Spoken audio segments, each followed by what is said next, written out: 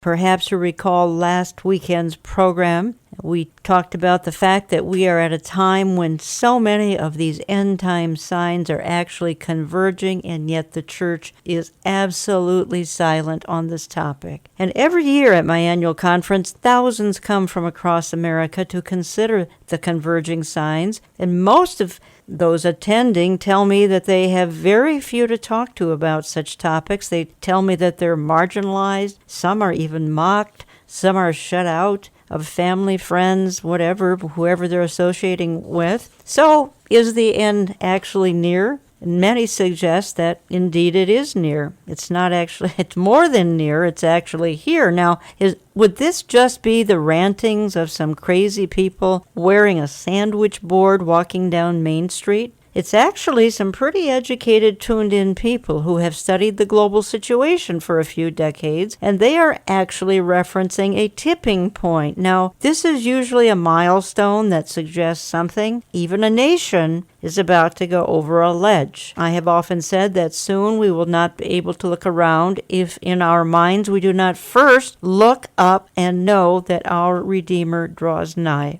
Our headlines won't suddenly become rosy this side of heaven. There may not be a lot of happy endings, as was the case with 1950s television. Happy Days was a sitcom detached from today's reality. What we have going on today is a convergence of signs outlined in the Bible. I'm going to play a quick soundbite with Dr. Dave Reagan. He's actually being interviewed by Pastor Carl Gallups on this convergence. I'm excited about the new book. It's called Living on Borrowed Time. And the reason I'm excited about it is because I've written a number of books, but this is the book that really focuses in on the message that God called me to preach back in 1980. Yeah. And that was really the calling of my ministry was go forth and proclaim to as many people as you can, as quickly as you can, that we are living in the season of the Lord's return, that Jesus is coming soon. Right. And so that's what this book is all about. The subtitle is The Imminent Return of Jesus, and it's all about the signs of the times that point to the soon return of Jesus. Right. And so obviously that's the meaning of the title, Living on Borrowed Time. Why do you say borrowed time? What does that mean? We're living on borrowed time because the Bible gives us certain signs that we are to watch for that will indicate the season of the Lord's return. Nobody can know the date of the Lord's return, but we can know the season. The Bible makes this very clear. And the interesting thing that to me about this book is that there is a section in it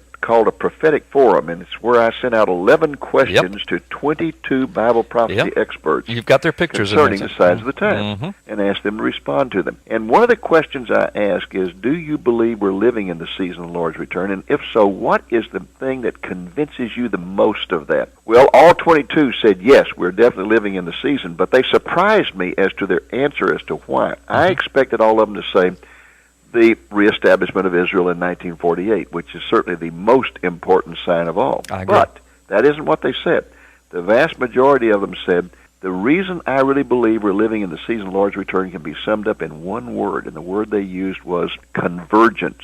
And what they meant by that is that we are the first ones ever living on this planet to have the convergence of all the signs of the times that Jesus and the Apostle Paul and others gave. They've all come together at one time. Now, in the past, there's been 1 or 2 or 3 or 4 or even 10 or 11, but now we've got them all coming together at one time. Not a single one that's not there. And that really impressed me because that is a very important point. Well, I happen to agree with Dr. David Reagan. I couldn't agree more. And I think the church is headed into the home stretch of her history. And I base that not on emotions or wishful thinking. I base that on what I see happening daily. Just a few examples here that tell me we're in an actual countdown. I mean, in the last decade, Israel has been abandoned by every major nation on earth. The entire European Union stands against her. America and Canada ditched support of her in recent years. Point number 2, every nation is having